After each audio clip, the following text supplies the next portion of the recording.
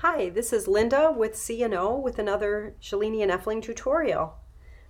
Today we're going to take a look at how to size text without losing its proportions with fill and stroke. So I have a document here that I need to work on, and I like the way these letters look. There's actually a stroke on there. I will show you. Oh, I don't want to mess with that. There's a stroke on this to give it the thickness that it has. And so what I need to do is bring this smaller logo into a larger image. It's a flag. And I need to enlarge that text, but you'll see that when you enlarge it to a bigger size, we lose those proportions and your letters are losing proportion. And so I'm going to show you how to fix this problem. I like these proportions. I like how it looks. So this is the design I'm going to work with. And the first thing you'll do is select all of your text. Go to Object, Flatten Transparency. Make sure that the settings are at 100 for vector. Convert all text to outlines. And I just have Preserve Alpha Transparency because I'm not working with any spot colors here.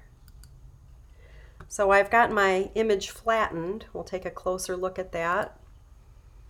And you can see that it's kept its proportions, but if I really zoom in, I'm noticing that you can see these little white spaces because of how my text is, and I want to get rid of that. So I'm going to use my Direct Select tool here. Select all of the lettering, and then go to Window, Pathfinder. One of my favorite tools. I keep it in my toolbar because I use it a lot.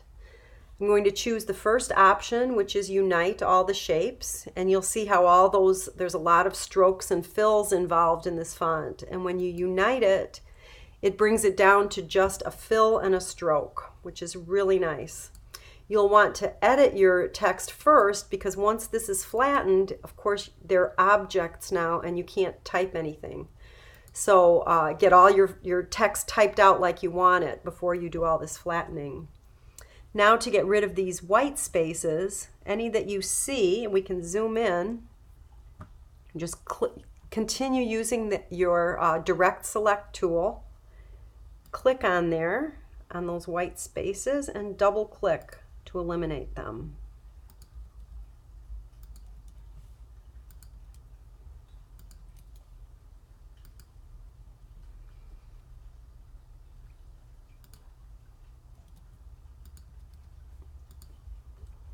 Now I think I've got them all, but what you can do is again select all of that text, kind of zoom in, and here you can see where the points are. So if you see any points that are within the black, you know they don't belong there. So here's one in the S, so I can select that and delete it. I see another one in the R. Always use your Direct Select tool to do this individualistic work. There's a couple more in this R.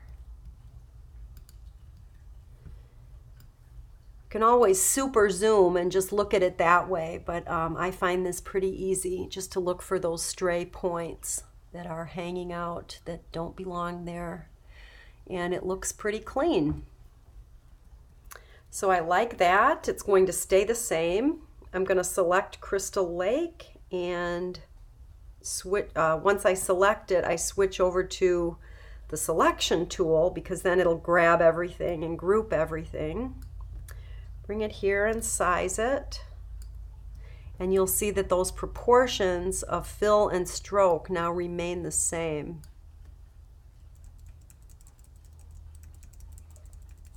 Center it, and you'll see a kind of annoying thing. I'll go to move the other piece and I notice that everything is grouped together.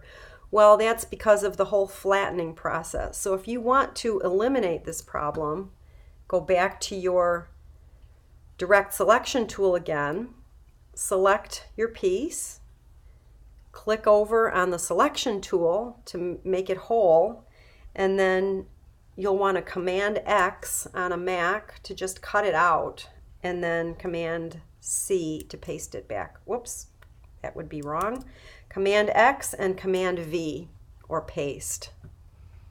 And so now that piece that was cut out and repasted is individual, and you can direct select that and just leave it deleted. So now my two different pieces are two different pieces. You might want to group the text, Command G, so that everything is grabbed at the same time to size. So I hope you've enjoyed this tutorial today. I hope it helps you in your design, and thanks for joining me.